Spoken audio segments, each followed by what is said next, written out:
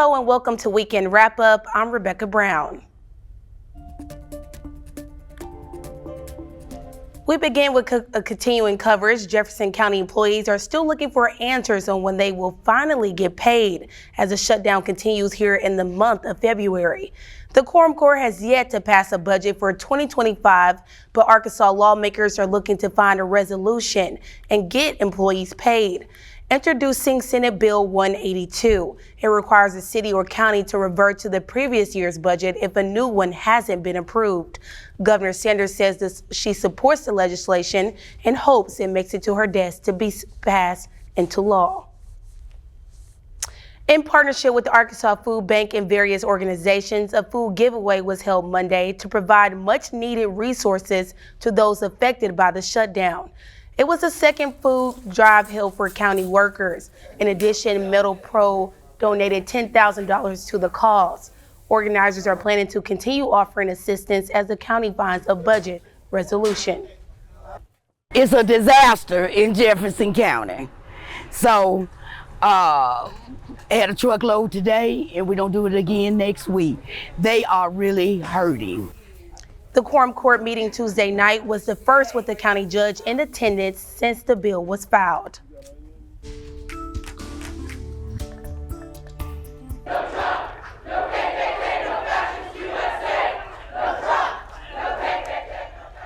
This is a scene at our state capitol earlier this week as dozens of people were rallying against President Donald Trump's policies in Project 2025. Little Rock is just one of several cities around the country that saw protests at the state capitals last week, all part of what is known as 50 states, 50 capitals, one day. There are people here from the Hispanic population. It's that diverse. There are gay rights people here representing that, but there are Facebook groups, there are Instagram groups, there are TikToks, there's YouTubers. All of these people are all speaking out in their own places. The Secretary of State's office, who oversees operations at the Capitol, had no comment on the protest. Meanwhile, the governor's office said, quote, Arkansas voted overwhelmingly for President Trump and Governor Sanders and looks forward to working with the new administration to make America great again. Staying at the Capitol with the bill to end affirmative action programs in Arkansas government and publicly funded institutions. By a vote of 65 to 27, the Republican-dominated House has passed SB 3. The bill removes language that allows for preferential treatment in the programs throughout the state government. The debate on the House floor earlier in the week drew passionate speeches from those who say minorities still face an uneven playing field, with at least one minority member saying Arkansas and the country needs to move beyond decades-old programs. Any person looking at me right now can tell me what color I am. And a lot of times people are judged and based on the color of their skin. That's just human nature. So discrimination in this state still exists. In a perfect world, it wouldn't exist, but we wouldn't have a perfect world. 8 House Republicans voted against it today, with 4 GOP members voting present. Meanwhile, a bill is moving forward that would prevent the use of cell phones or smartwatches during class time in Arkansas schools. It's called the Bell to Bell No Cell Act. It will require public schools to keep students from using their devices during school hours. The bill is expected to receive enough support to pass, and the governor is expected to sign it into law. A lot of kids want to remember their memories of that pepper rally, of that homecoming, of that field trip. If the school doesn't have that digital camera to borrow, you can't bring your own onto campus, it's going to make it harder to get those projects done. There's going to be conveniences lost because of this, but I promise you it's worth it. It's worth it for the fullness and the beauty of what we're trying to do and what we're charged to do in this atmosphere and environment. The bill's sponsors say no major changes are planned. Exceptions would be made for medical needs or emergencies. The gunshot detection system spread over the city of Little Rock will soon be turned off. The city board voted to not renew the contract with ShotSpotter earlier this week. THV11's Maya Ellison has reaction from the company that sold it and the board members with lingering questions. I voted for it for the being able to monitor what's going on in our community. It just causes a problem. For and against arguments made to the Little Rock Board of Directors Tuesday, as the board debated whether the city should renew an $188,000 contract for ShotSpotter technology. Introduced in 2018, the system was put in place in efforts to combat crime. But ShotSpotter fills that gap and notifies police of virtually all outdoor gunfire within about 1 minute. On lampposts, ShotSpotters are disguised in plain sight. According to Ward 1 Director Virgil Miller, ShotSpotters are located along 12th Street between Woodrow and University and can be found anywhere like here along the street or in neighborhoods. On Tuesday, Director Miller spoke in favor of renewing the contract, saying the technology has provided a sense of safety for those who are concerned. I hear from these individuals that are part of those, and they say they want the technology. We need to provide all the tools that we can. But directors like Andrea Hogan Lewis say the tool may help solve crimes, but it doesn't prevent them. I am open for having funds reallocated where we can use it to benefit other areas. Senior Vice President of Forensic Services for ShotSpotter's parent company, Sound Thinking, says the vote not to renew is disappointing. ShotSpotter also is a community support tool. There are a lot of people that live in communities that have been afflicted by gun violence. They want to live in safe communities, and a tool like ShotSpotter can help them. All those in favor, please say aye. Aye. All those opposed, please say nay. Nays have it. But with the choice not to renew, Director Miller says there is more to come on ways officials want to help the city. This is not the right time to be taking any tools away that to help our communities feel safer and help our police officers do their jobs. In Little Rock, Maya Ellison, THV11 News. In a statement, Mayor Frank Scott Jr. says the city will continue to implement holistic crime prevention strategies. ShotSpotter is still in place in both Hot Springs and Forest City. A dispensary in rural Saline County is officially moving to Bryant. The Medical Marijuana Commission reviewed dozens of letters for and against the relocation before making the decision earlier this week. Supporters say the move brings improved security and access, while opponents raise concerns about its proximity to pediatric clinics. The building will be built on Hurricane Lake Road. And a popular Arkansas burger chain is stirring up controversy in North Little Rock. David's Burger wants to build a slaughterhouse and cattle holding facility right in a spot right next to a neighborhood. THV11's Catherine Rowley shows us how this proudly local chain is trying to win over those angry neighbors. Don't need this in our community. We're here to say that it's our goal to be a good neighbor. It's our goal not to have a negative impact on your community. A North Little Rock community making their voices heard on Thursday night about a proposed slaughterhouse. The proposal from David's Burgers would put up a slaughterhouse on their property at 1600 Gregory Street. And while the proposal is making its way through the city council, questions still remain. It's already a struggling neighborhood.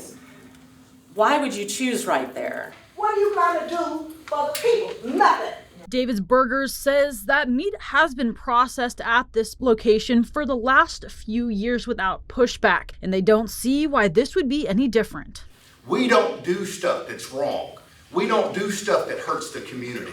We do the right thing. We're not mad about you guys in general. It's where you're putting it. While David's Burgers says they hear the community's concerns, they're also wanting to make sure that they have quality beef for their restaurants. We want to have the best quality beef that we can, and we want to source it from local Arkansas farmers.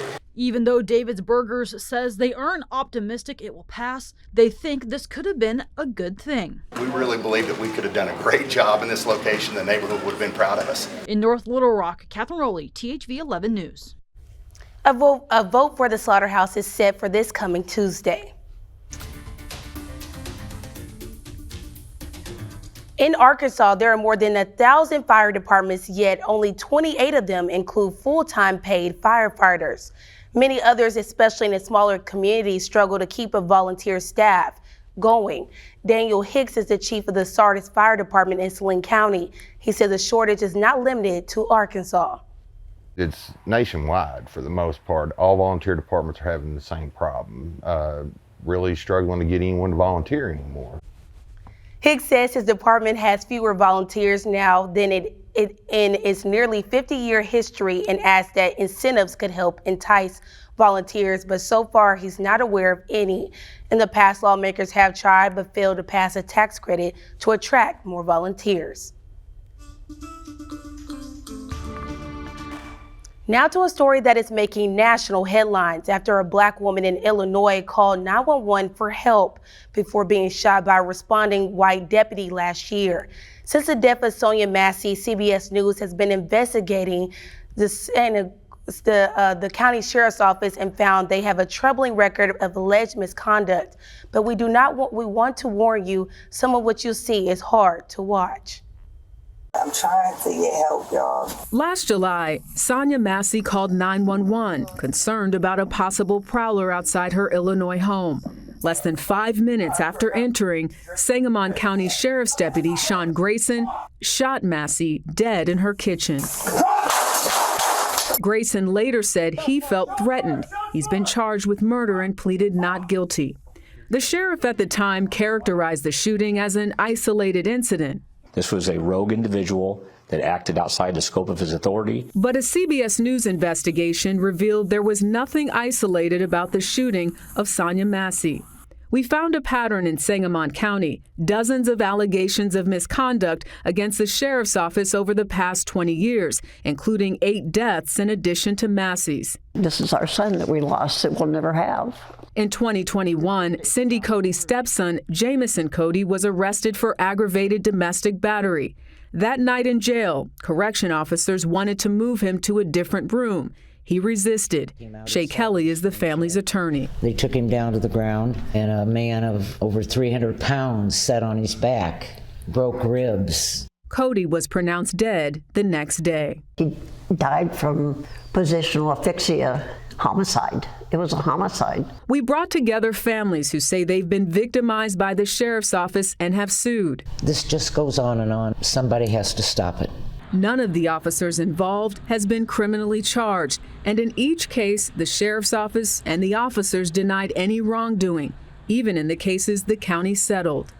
I can't move on until there's some kind of justice. Starla Smith's 23-year-old son, Dylan Schleeper Clark, died from what she says was a treatable staph infection after her son was booked at a county jail for drug possession in 2022. The doctors told you he could have survived had he been treated sooner. Yes, ma'am. What do you think deputies saw when they looked at your child? I don't think they looked at him. I think that they looked past him. We showed 50 abuse complaints to Sangamon County's new sheriff, Paula Crouch, appointed in the wake of Massey's death. Does this office have a policing problem? I don't think that the sheriff's office has a policing problem. Do you run into bad employees? Probably every agency has had those people. What I'm hearing is there's no limit to how many complaints someone could have and very well still be working as a deputy. There's no written limit that says after 5 complaints, you're fired. Sonia Massey's cousin, Sante, says he's still traumatized by what happened. I would say to the new sheriff, be a rebel. There's nowhere to go from here but up. Advice for the future, grounded in a painful past. For Eye on America, I'm Jerika Duncan in Springfield, Illinois. And there's a new wave of interest in something women have been experiencing for generations, as perimenopause is now taking center stage on social media. Coming up next, Karen Fuller has more on the topic some are saying isn't talked about enough.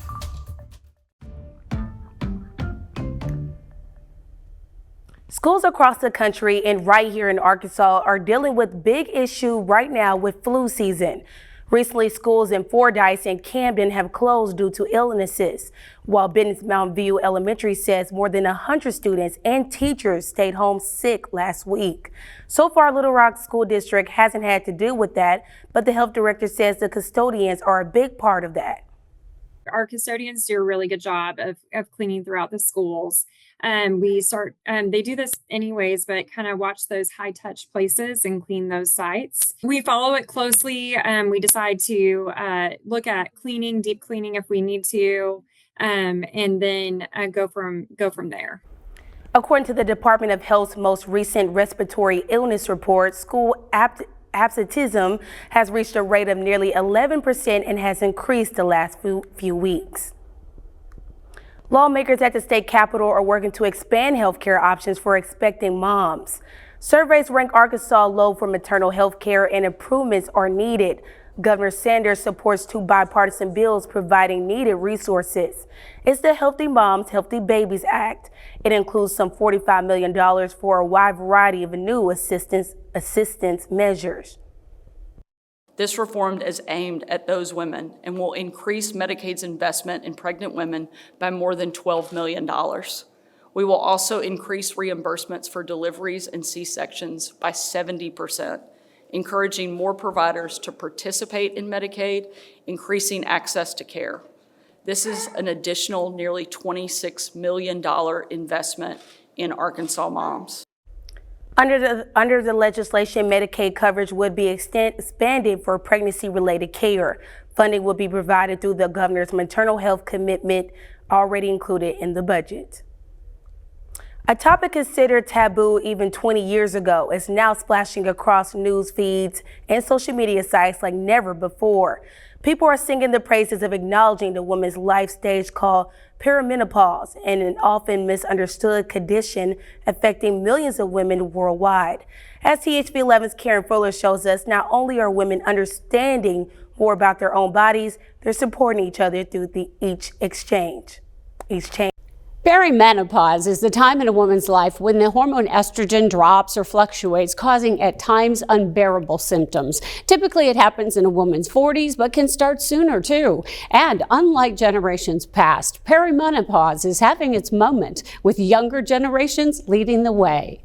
I started having a lot of hair loss, started having a lot of fatigue. My nails started rippling and cracking. At 40 years old, Claire Brown was a busy wife, mom of 2, and a successful real estate agent. She also had a secret. I was very deficient in a lot of vitamins, and then my thyroid had been zapped.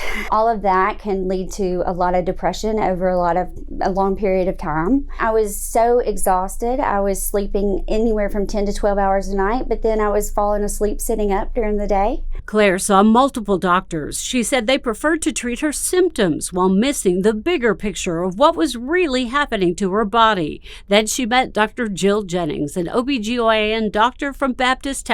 She spent over an hour with me, and she listened to all of my symptoms, wrote them all down, and then said, "This is what I think we're dealing with." Dr. Jennings is among only a handful of providers in Arkansas who is also a Menopause Society certified practitioner. She says stories like Claire's remind her of how much attention is given to women before they have children. We are very focused on just all the reproductive years. So, okay, you're starting to have periods, and then you're going on starting to have babies. But then it's like once you're done with the babies, your care doesn't stop. You don't stop being a woman, having, hopes and dreams and wanting to care for your family and feel good. We spend about 40% of our life in menopause. And so, we want those years to feel good. Claire admits she wasn't prepared for the often strange symptoms of perimenopause when a woman's body produces less and less of the hormone estrogen. I'm going to gain weight. I'm never going to have sex again. All these things, and that everything's going to dry up in my body. I'm going to have to slather myself with lotion for the rest of my life. Dr. Jennings points out that menopause is defined as the first day a woman goes 12 months without a period, making actual menopause a single event. She says it's the symptoms of perimenopause, that time before the transition, and postmenopause that cause so much suffering, and for potentially long periods of time, anywhere from a few years to a decade. The National Library of Medicine lists the most common and debilitating symptoms of perimenopause as irregular menstrual cycles, hot flashes and night sweats, sleep disturbances, mood changes, vaginal dryness and sexual discomfort, and cognitive changes or brain fog. It's made the hugest difference because I'm a whole new person just within 3 months of starting all those treatments. So it's a combination. At the UAMS Midtown Women's Clinic, Dr. Alexis White is a board-certified OBGYN and also a certified provider with the North American Menopause Society. She says she's thrilled to see millennials or any generation embracing the many years of life beyond reproduction. It's wonderful that people are making this a very normal thing to talk about, because it is a normal thing to talk about. When we have taboos or feelings of that things are awkward, then we are more likely to suffer in silence. So when we have outlets like social media where people can share what their experiences are, you also have that sense of community that I'm not alone. If you wake up in the morning and something is wrong, it's probably the result of perimenopause. And sometimes that helps give you the tools of which to ask your provider questions. Dr. White says she hopes conversations about the changes women experience will open more doors to deeper dialogues on a woman's right to feel good about herself regardless of age. She says there is no subject or question that's off limits with your provider. There is no weird question. There's no question that we would judge you for. And if you don't feel comfortable, if you don't have that relationship with your provider, then it's okay to look for a new provider. Claire agrees, saying she's no longer afraid to ask hard questions about her experience. She says she realizes now when she feels well, she's that much better for her family and friends. And I think so many topics have been taboo for women in generations past. And because of that, now we're opening those conversations to, one, research them, and then two, to educate ourselves about them. And then three, we're opening that conversation to empower ourselves to act on it and do something about it. Karen Fuller, THV11 News. History set to be made as we inch closer to the big game between the Eagles and the Chiefs. After the break, hear what Kendrick Lamar is saying about his halftime performance. And you can't talk about the Super Bowl without talking about wings. Hayden Balgavy has more on Eat It Up.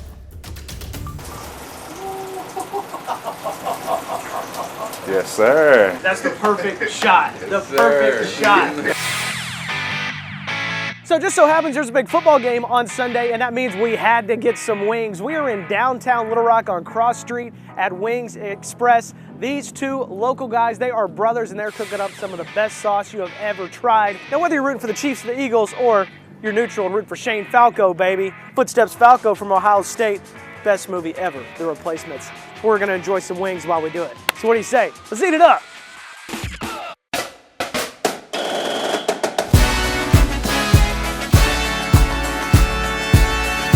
We recently had a restaurant called Wings Takeout.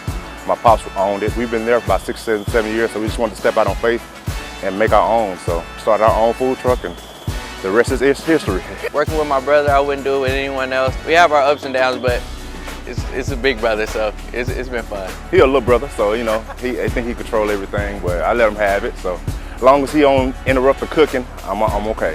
It's the best feeling ever when you can see someone you went to high school with 10, 12 years ago for his situation. It's just the best feeling when you can feed the people that you know and love. Put a smile on my face every time I get on Facebook, Instagram, and see people post my plate on Facebook or something like that, so I just love it. We got bone-in, boneless. The sauce we have is honey hot, lemon pepper, barbecue, honey mustard, Cajun dry. You have to get the mozzarella sticks. If you leave without the mozzarella stick, I don't know what you're doing. Now, good friends don't let good friends eat amazing wings alone. That's why I had to call the #1 fan of Wing Express in Little Rock. Just so happens I work with her every morning. Look at you tailgating on the back of my truck. How you doing, Hayden? I'm good. You ready to wing? You ready for wings? I'm so excited. I've been waiting on it. I've been waiting on it too. Stefan told me about the sauce. Yes. On the mozzarella sticks. Ooh, look at that. Hayden, look at that. I've been so excited to try this too. Again, I'm not afraid of spice. Do you get the mozzarella sticks when you come? Yes, but for the purposes of my trainer, this is broccoli dipped in honey hot sauce. Whoa! I don't think I've had the honey mustard, so I'm gonna follow behind you. Cheers. Do you prefer the wet or the dry rub? Wet. Me too. Now, this is my favorite. Okay, this is your favorite. So I need you to almost like fall out when you taste it. I'm ready. Anybody judging us at 9:30 in the morning tailgating eating wings? Sorry. That's the sauce. Yes. Yes. Yes, sir. I just want you to say that. Journey, you were Journey, you are correct. Yes, there we go.